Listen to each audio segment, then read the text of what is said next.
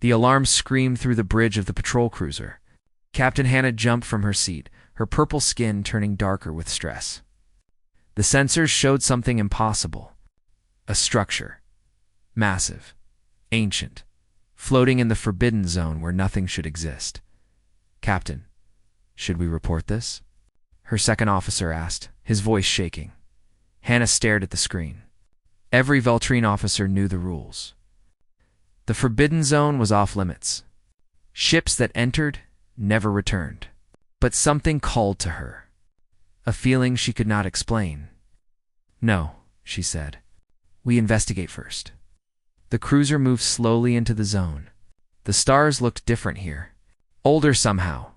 The structure grew larger on their screens. It was a station, covered in strange symbols. Hannah had studied ancient languages at the academy. These symbols looked familiar, but she could not place them. They docked carefully. The station's air was still good after thousands of years. The lights flickered on as they walked through the corridors. Everything was built for creatures taller than Veltrine. The doorways reached high above their heads. "Captain, look at this," her engineer called out. A room full of pods. Hundreds of them. Each one held a creature in frozen sleep. Hannah approached slowly. The creatures had smooth skin, not scales. 2 arms, 2 legs. Hair on their heads. They looked nothing like any species she knew. She touched a console. Ancient text appeared. Her translator struggled with the language, then showed one word. "Human." "Impossible," Hannah whispered. "Humans are just stories. They never existed. The pods were real. The creatures were real." She downloaded the station's data files and ordered her crew back to the ship. As they left, one pod's lights changed from blue to green. Something inside stirred. 3 days later, Hannah sat in a small office on the capital world. The man across from her looked ordinary. A Veltrine scholar named Taiwan who studied ancient history, but his eyes held secrets. "Where did you get these files?" Taiwan asked, his hands shaking as he read her data. "An old station?" "In the Forbidden Zone?" Taiwan stood up quickly. He locked his office door and checked for listening devices. "Captain, what I am about to tell you could get us both killed." Hannah's hand moved to her weapon. "Speak. Humans are real." "I know because I am one." "That is impossible. You are Veltrine. I can see your scales." Your Taiwan touched a device on his wrist. His appearance shimmered. The scales faded. His skin became smooth and pale. His eyes changed color. He looked exactly like the creatures in the pods. Hannah stumbled backward. "How? Why?" "My family has hidden for generations," Taiwan said. "We use holographic disguises." "Humans did not die out, Captain. We left. 10,000 years ago, a great plague threatened the galaxy. My ancestors fled to protect everyone else. They promised to return if they were ever needed. But why hide now? Because the Dominion does not want anyone to know the truth, Supreme Overlord Thrin built his power on a lie. He claims the Veltrine created everything. Our technology, our ships, our civilization. But it was all built on human foundations. Humans taught our ancestors everything. Then Thren's family erased that history. Hannah felt her world breaking apart. Everything she learned in school, everything she believed, was a lie. "The pods you found," Taiwan continued, "they are warning beacons. Someone activated them. That means the humans are coming back." "Coming back? From where?" "Beyond the Forbidden Zone, in deep space where our sensors cannot reach. They have been sleeping, waiting, building, growing stronger." Taiwan pulled up old star charts. These stations were placed throughout the galaxy. Each one was supposed to wake the humans if something went wrong. "You found one station, Captain, but there are dozens more. What happens now?" "Now we wait, and we prepare. Because when the Dominion learns that humans are returning, they will panic. Thren will see them as a threat to his power. He will try to destroy them." Hannah looked at the data again. The creatures in the pods looked peaceful, not dangerous. Not like monsters from old stories, Just people. Sleeping people who once helped build the stars. Will they be angry? She asked, when they wake up and find their history erased. Taewon smiled sadly. I do not know. My ancestors' records say humans valued peace above all, but they also valued truth. And the Dominion has buried the truth for 300 years. Far away in the Forbidden Zone, deep in the darkness between stars, something ancient was waking. The warning beacon had done its job. Across the void, in massive shipyards built before the Valtrine even had spaceflight, lights began to glow. Computers that had slept for 10,000 years started running calculations. Factories that had been dormant hummed to life. And in millions of stasis pods, hearts began to beat again. The humans had heard the call. They were coming home. On the capital world, Supreme Overlord Thren sat in his throne room, unaware. He looked at reports of his mighty fleet. 5,000 warships. The most powerful force in the galaxy. Nothing could challenge Voltrine's supremacy. He did not know that in the Forbidden Zone, something far older and far more powerful was opening its eyes. He did not know that the legends he had worked so hard to erase were about to become very, very real. Hannah left Taewon's office with her mind racing. She had always followed orders, always believed what she was told. But now she knew the truth. And truth once known could not be forgotten. She looked up at the stars and wondered what was coming. The old stories called humans the builders, the ones who made the first, faster-than-light drives, the ones who helped young species reach for the heavens. Tomorrow, those stories would stop being myths. Tomorrow, the galaxy would remember what it had forgotten. Tomorrow, the humans would return. Admiral Donghan opened his eyes for the first time in 10,000 years. The stasis pod hissed as it released him. His muscles ached. His mind felt foggy. But he was alive. Around him, millions of other pods were opening. The first expeditionary fleet was waking up. Men and women who had volunteered to sleep through the centuries, waiting for the day they might be needed again. Admiral, welcome back. The voice came from the station's AI. The beacon network has detected a Code Crimson situation in the home galaxy. Donghan pulled himself to a viewing screen. The galaxy looked the same, but felt different. How long have we been asleep? 10,247 years, sir? He whistled softly. Longer than planned. What is the Code Crimson? Analysis indicates a tyrannical government has formed. The Valtrine Dominion controls most of the Orion Arm. They have enslaved multiple species and are suppressing historical records of human existence. Donghan felt anger rise in his chest. The Valtrine. Humanity had helped them learn to build starships, had given them technology freely, and now they denied humans ever existed? Wake the command staff. I want a full briefing in 6 hours. Dr. Sujin was among the first to reach the briefing room. As the fleet's chief scientist, she had already been studying the data. Admiral, you need to see this. They have erased us completely. Museums, monuments, historical records. The Valtrine claim they invented everything themselves. Can we blame them? Another officer asked. 10,000 years is a long time. Maybe they simply forgot. No, Sujin said firmly. This was deliberate. We found evidence of destroyed human cities, burned libraries. Someone worked very hard to make us disappear from history. Donghan looked at his officers. They all shared the same pain. They had left to protect the galaxy from a plague. They had sacrificed everything, and their reward was to be forgotten. What about the beacon that woke us? He asked. Activated 3 days ago by a Valtrine patrol ship. The captain discovered one of our old stations. Do we know who she is? Her name is Hannah. She is currently on the capital world, meeting with one of our people. Donghan raised an eyebrow. Our people? Some humans never left. A few thousand chose to stay behind, living in secret. They have been watching, waiting. The Admiral felt a surge of pride. Even after 10 millennia, some humans had kept the faith. We need to make contact carefully.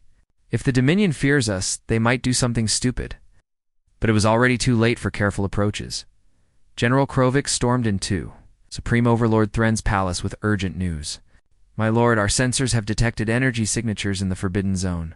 Massive power readings. Structures activating. Thren's face darkened.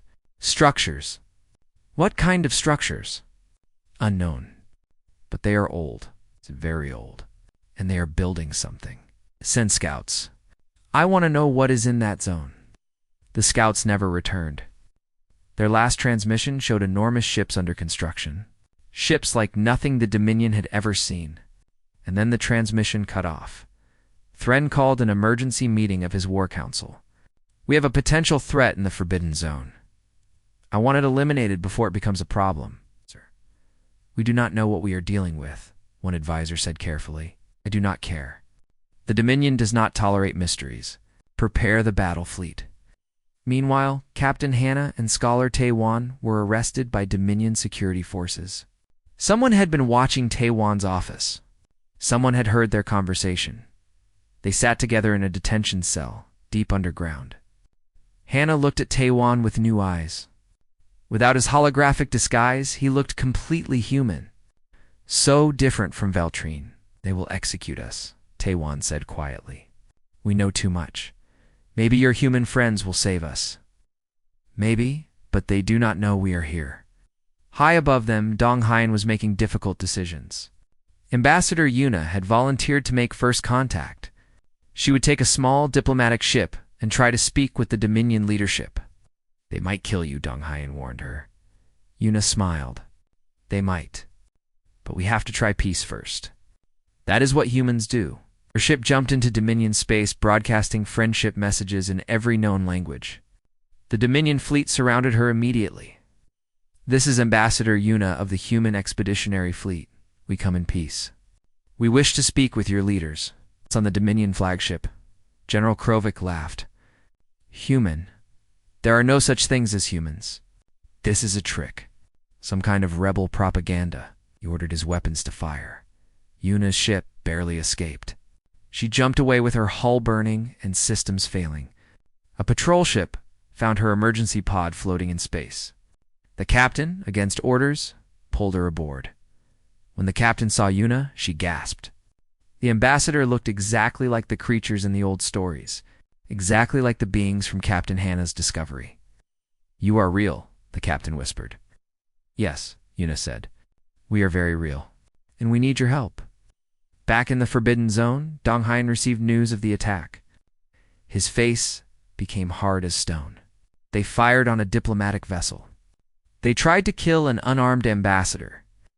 Sir, we should respond, his tactical officer said. Not yet. Give them one more chance. But General Krovik was already moving. He had convinced Thren that these humans were dangerous rebels using ancient technology. The entire Dominion battle fleet, 5,000 ships strong, jumped toward the Forbidden Zone. They expected to find a small rebel base, maybe a few hundred ships at most. What they found instead made them freeze in terror. 300 human. Warships waited for them, each one larger than a Dominion battlecruiser, each one radiating power that made their sensors scream. General Krovik stared at the fleet, at the impossible ships, a technology 10,000 years more advanced than anything the Dominion possessed. All ships, he whispered, prepare to engage. It was the worst mistake he ever made. The battle started badly for the Veltrine. General Krovik's fleet charged forward with confidence born from 300 years of never losing. 5,000 ships against 300 seemed like easy odds. The first volley of Dominion plasma fire lit up the darkness. Thousands of bright shots streaked toward the human vessels. Every officer in Krovik's fleet smiled. This would be over quickly. Then something impossible happened. The plasma bolts hit the human shields and simply disappeared. Not absorbed. Not deflected. They just vanished as if they had never existed. What kind of shields are those? Krovik shouted at his sensor officer. Do not know, sir. Our weapons are having no effect. On the human flagship, Admiral Dong Hyen watched calmly.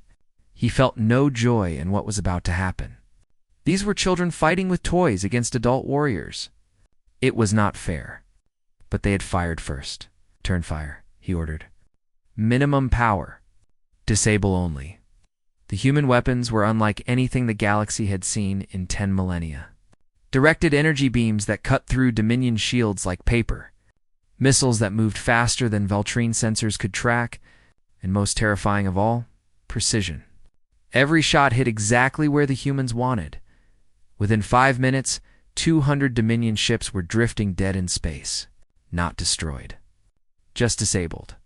Weapons offline. Engines offline. Life support still working.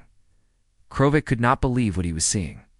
His mighty fleet was being torn apart without the humans even trying hard. All ships retreat formation Theta. Focus fire on a single target. The entire Dominion fleet concentrated their weapons on one human cruiser. 10,000 plasma bolts struck the same spot. Surely no shield could withstand that much power. The human cruiser did not even slow down. Its shields flickered slightly, then held firm. A single return shot from the cruiser took out the Dominion. Flagship's main weapons, Engineer Kite watched from his station aboard the human dreadnought. He had designed these shields himself during the long sleep. 10,000 years of improvement. The Dominion was shooting at technology they could not even understand. Sir, should we destroy them? His weapons officer asked Dong Hyen. No, we are not here to kill. We are here to teach them that attacking us is pointless. Another wave of Dominion ships tried a different approach. They launched boarding pods, trying to get soldiers onto the human vessels. The pods bounced off the shields harmlessly. Captain Jinwoo commanded one of the human dreadnoughts. He felt sorry for the Veltrine. They were fighting bravely, but hopelessly. Like children with sticks fighting trained soldiers with rifles. Open a channel to all Dominion vessels, Jinwoo ordered. General Kravik's screen suddenly showed a human face. Jinwoo looked calm and sad. General, you cannot win this battle. We do not want to kill you. Please withdraw before we are forced to cause serious harm. Never. Krovik screamed. The Dominion does not surrender. Then you leave us no choice. The human fleet suddenly moved with impossible speed. Ships that size should not be able to turn that quickly. Should not be able to accelerate like fighters. But they did. Within seconds, the human vessels surrounded the Dominion fleet completely. We have disabled 60% of your ships, Jinwoo said. We can disable the rest in 10 minutes. Or you can withdraw. Choose. Kravik looked around his bridge. Half his fleet was already floating dead. The other half was barely holding together. Pride warred with sense in his mind. Finally, sense won. All ships, full retreat, he ordered, his voice breaking. The Dominion fleet jumped away in chaos. Ships fleeing in every direction. The mighty force that had controlled the galaxy for 3 centuries ran from 300 human vessels like scared children. Admiral Dong Hyen did not chase them. He had made his point. Instead, he sent a message. Not just to the Dominion fleet, to every single inhabited world in the galaxy, to every space station, every ship, every communication device. His face appeared on screens everywhere. Billions of beings saw a human for the first time in 10,000 years. My name is Admiral Dong Hyen of the Human Expeditionary Fleet. We are the people your legends speak of, the builders, the ones who helped your ancestors reach the stars. We are not a myth. We are not dead. We never left you. We only slept. He paused, letting the words sink in. We returned because we received a warning. A warning that tyranny had risen in our absence. That the freedom we fought to protect was being destroyed.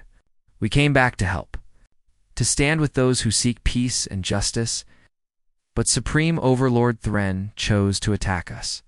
He sent 5,000 ships to destroy 300. Those 5,000 ships are now fleeing in defeat. Not because we wanted to fight, but because we will not allow anyone to silence us again. Dong Hyen's voice became harder. We taught your ancestors everything you know. We gave you the stars freely. We asked for nothing in return. And when we needed to leave, we did so to protect you from a great plague. We sacrificed our place in history to keep you safe. Now we find that sacrifice has been repaid with lies. Our monuments destroyed. Our history erased. our very existence denied. This ends today. We did not return for conquest. We returned because you needed us. But if you choose war, understand this clearly. We never stopped learning. We never stopped building. The technology you use is 10,000 years old to us. You are fighting with our ancient tools, while we have moved far beyond. The message ended with a warning. We offer peace. We offer partnership. We offer to help rebuild a galaxy based on freedom and truth. But we will not tolerate attacks on our people. We will not allow our existence to be denied again. Choose wisely. The galaxy erupted in shock. Every news channel, every government, every person was talking about the same thing. Humans were real, and they were powerful beyond imagination. On the Dominion capital world, Supreme Overlord Thren watched the message with growing horror. His entire foundation of power was crumbling. If people knew the truth about human history, they would know the Dominion was built on lies. He called an emergency session of his council. We must destroy these humans before they can spread more lies. Council member Mir, a politician who had always doubted the official history, spoke carefully. My lord, they just defeated our entire fleet with minimal force. How do you propose we destroy them? We have weapons we have not yet used. Forbidden weapons. The council chamber went silent. Everyone knew what Thren meant. Planet-killing bombs. Weapons that could destroy entire worlds. Weapons that violated every treaty the Dominion had signed. My lord, Mireille said slowly, if we use such weapons, the entire galaxy will turn against us. The galaxy will do as I command. Thren shouted, but Mireille was not so sure. She had been secretly investigating the old records, the ones Thren's family had tried to destroy, and she had found the truth. Everything the humans said was correct. The Dominion was built on stolen, its technology and buried history. She excused herself from the meeting and went to her private office. It was time to make a choice. Support a tyrant, or support the truth. She chose truth. She sent an encrypted message to the human fleet. A message containing everything she had learned. All the evidence. All the buried records. Everything Thren had tried to hide. The galaxy was changing. The return of the humans had shaken every certainty. Nothing would ever be the same again. The galaxy split into pieces. Some worlds welcomed the return of the humans. Others, loyal to the Dominion, called them invaders. Within days, civil war erupted across Voltrine space. Resistance leader Yuna had been fighting Thren's tyranny for 5 years. She commanded a small fleet of rebel ships, striking at Dominion supply lines and freeing slave colonies. When she first heard about humans, she thought it was another Dominion trick. Then she met one. Ambassador Yuna came to Yuna's hidden base on a small moon. The rebel leader stared at her in shock. The stories are true.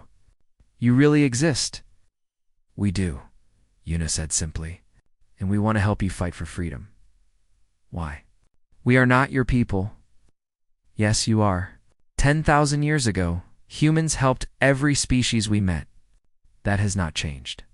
Tyranny is everyone's enemy. Freedom is everyone's right. Yunha felt tears in her eyes. For 5 years, she had fought alone, always outnumbered, always losing friends. And now these legendary beings offered their help. What do you need from us? She asked. Information. We have been away too long. We need to understand the current galaxy. Who can be trusted? Who cannot? You know these things better than we do. The partnership formed quickly. Yunaha's rebels provided intelligence. Human ships provided protection. Together they began liberating worlds from Dominion control. But not everyone celebrated. In the Dominion capital's security prison, Captain Hannah and Scholar Taiwan waited for execution. Guards came for them in the middle of the night. It is time, one guard said coldly. They were dragged through dark corridors to an execution chamber. But before the sentence could be carried out, alarms screamed throughout the facility. Explosions rocked the building. We are under attack. Someone shouted, Yuana's rebels had gotten intelligence about the prisoners from Mireille. A strike team broke through the prison walls. Captain Hannah. Scholar Taiwan. Come with us if you want to live. They ran through smoke and chaos. A small ship waited outside. As they lifted off, Hannah saw the city below. Half of it was in flames. Dominion forces fighting rebel forces fighting each other. The civil war had reached the capital. High Priest Vexer watched the violence from his temple tower. For 300 years, his religious order had kept the old stories alive. Stories of the builders who gave the gift of the stars. Stories that Thren had called dangerous myths, but Vexer had known they were true. His order had hidden ancient texts in secret libraries, had passed down oral traditions generation after generation. Waiting for the day the builders would return, that day had come. He sent messages to temples across the galaxy. Tell the people the truth. The builders have returned. The old prophecies are fulfilled. Religious leaders began speaking openly about human history, showing the hidden texts, revealing what the Dominion had tried to destroy. Millions of people saw the evidence and believed. Supreme Overlord Thren grew more desperate. He ordered the use of the forbidden weapons, planet-killing bombs that could destroy entire worlds. Captain Jinwu's dreadnought, the indomitable spirit, detected the weapon launch. A massive missile heading toward a colony world. 2 billion innocent people lived there. Most of them Voltrine civilians who had no part in the war. Intercept that weapon. Jinwu ordered. The indomitable spirit moved faster than physics should allow. The dreadnought placed itself between the missile and the planet. The weapon hit the ship's shields at full power. The shields held for 3 seconds. Then they failed. The explosion tore through the ship's hull. Half the crew died instantly. The other half struggled to keep the vessel from breaking apart completely, but they had succeeded. The planet was saved. Admiral Dong Han rushed rescue ships to the damaged dreadnought. Captain Jinwu was still alive, barely.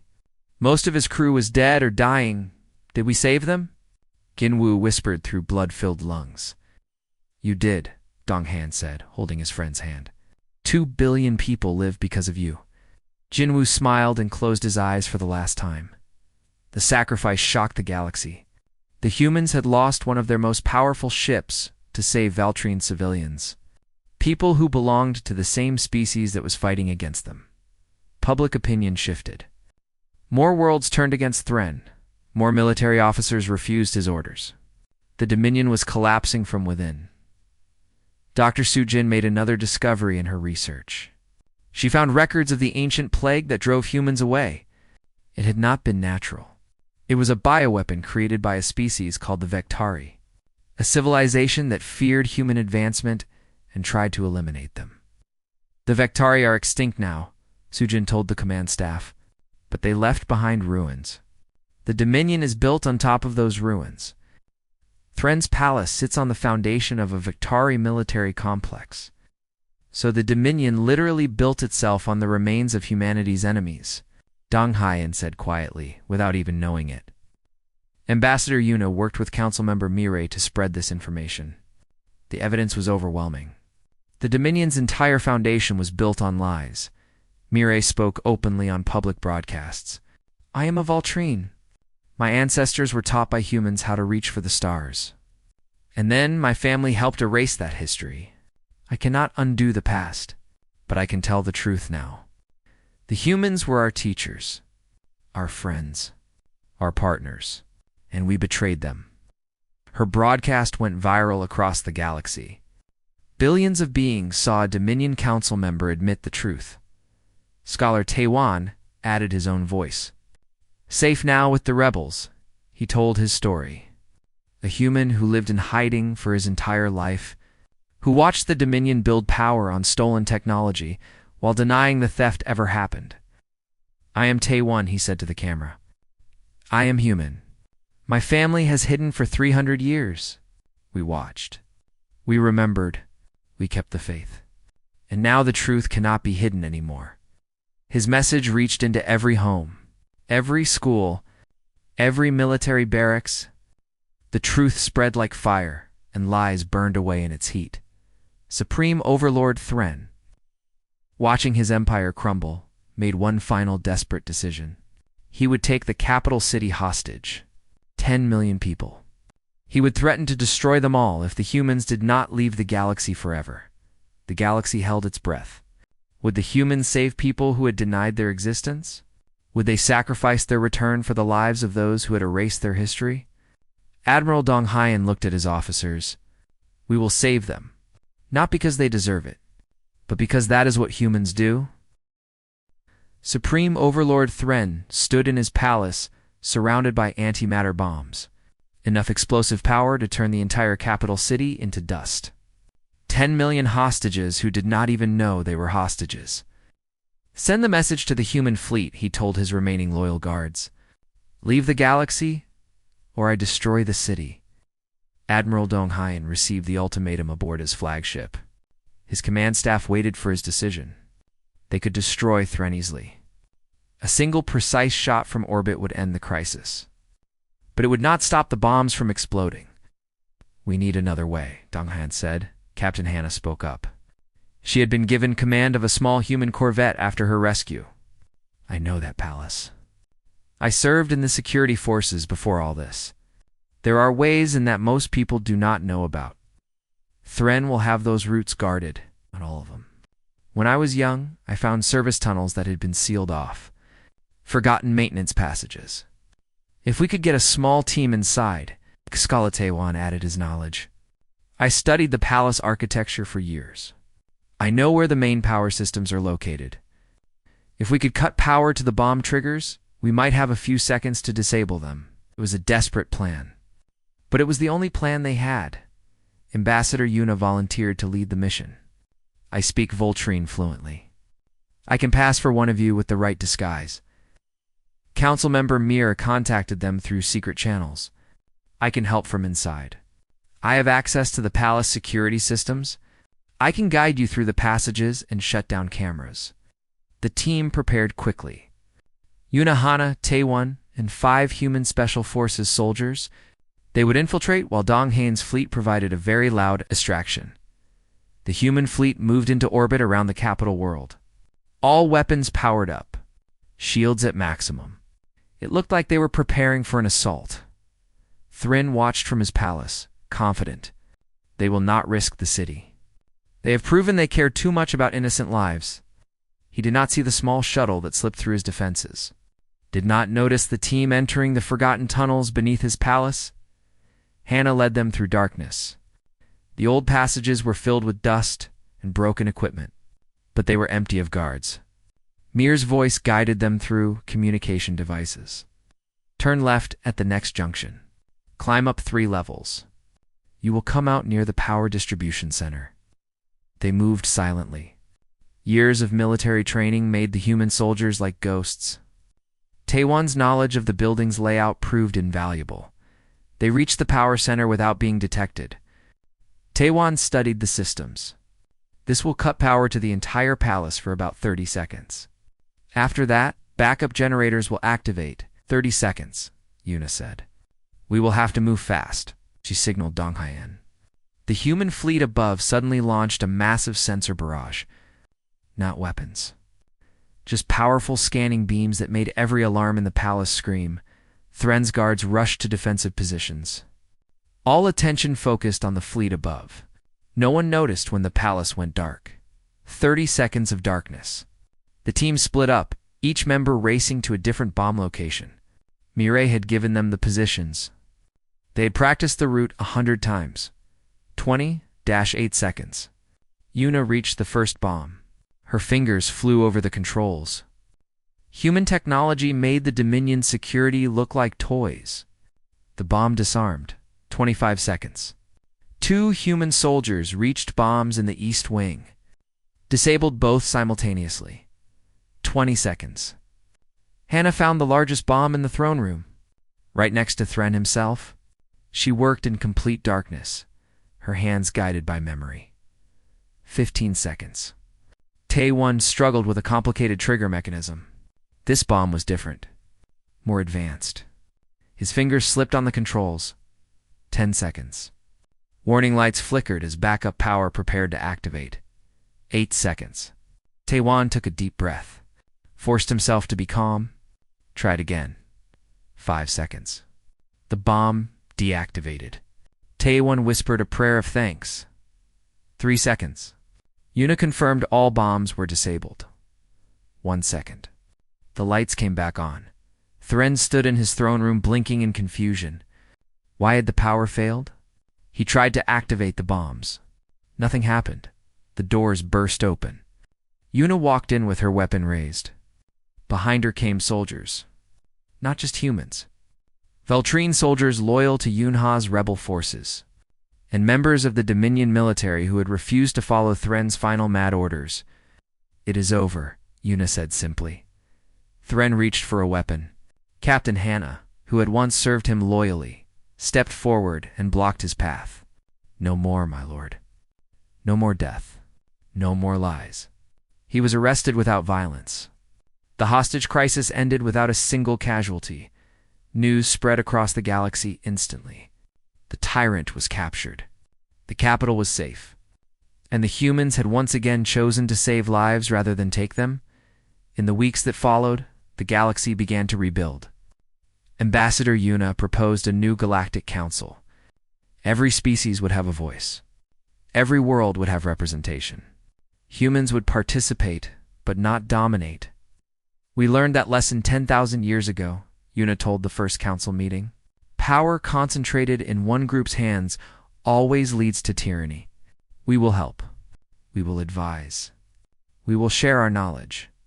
But we will not rule. Many species were hesitant. They had been taught to fear humans or to deny they existed. Trusting them would not be easy. Captain Jinwoo's sacrifice helped change minds. Engineer Kite showed footage of the indomitable spirit deliberately taking a planet killing. Weapon meant for Valtrine civilians. This is what humans do, he said. We protect. We serve. We sacrifice. The new council approved programs to share human technology, but carefully, with safeguards. Kite led teams that worked with alien engineers to adapt human advancements to their needs. Dr. Sujin established research stations throughout the galaxy, places where humans and other species could work together. We were away for too long, she said. You developed things we never thought of. We can learn from each other. She was right. The younger species had made incredible advances in biological sciences, in social systems, in arts and culture. Humans had focused on technology and engineering. Together, they could achieve what neither could alone. Scholar Taewon became the official historian of the new era.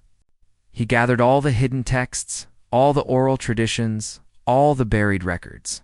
He created museums and educational programs to teach the true history. We cannot change the past, he told students, but we can learn from it. We can make sure the truth is never suppressed again. Captain Hannah received a special honor. She became the first non-human officer in the human fleet, a symbol of the new partnership. She commanded a joint crew of humans and Valtrine working together. High Priest Vexer's religious order transformed. No longer just preserving myths, they taught history. The temples became places of learning where children from all species studied together. Resistance. Leader Yunha became a council member. Her experience fighting tyranny gave her insight into preventing it. Freedom is not given, she said. It must be protected every day by everyone. Supreme Overlord Thren faced trial for his crimes, but not execution.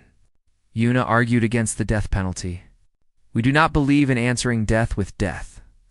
Let him live to see the better galaxy his tyranny tried to prevent. Thren spent his remaining years in a comfortable but secure facility, forced to watch as the galaxy he tried to rule through fear became prosperous through cooperation. Admiral Deng Haiyan stood on the observation deck of the new Galactic Council Station. It orbited a neutral world chosen by all member species.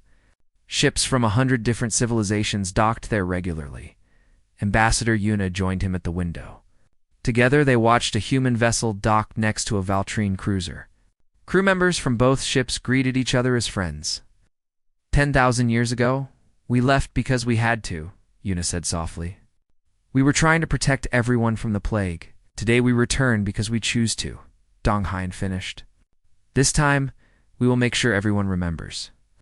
Below them, Children from different species played together in the station's park. A human girl taught a Voltrine boy how to throw a ball.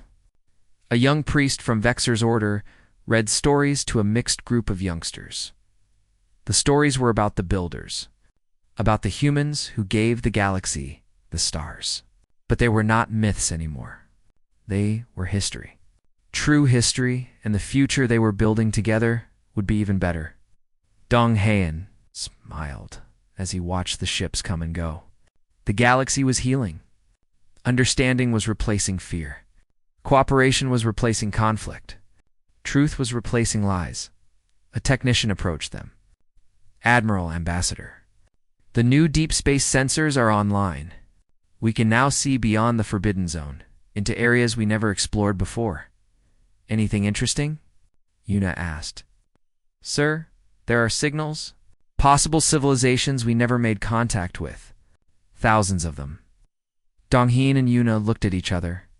The galaxy was much larger than anyone had thought. There were more species to meet, more friends to make, more knowledge to share. Prepared diplomatic teams, Donghyun ordered. We have a lot of introductions to make. The stars shone brighter than they had in 10,000 years. Not because they had changed, but because humanity was looking at them with hope again. And this time, they were not looking alone. The legend had become real. The myth had become history, and the future belonged to everyone willing to reach for it together.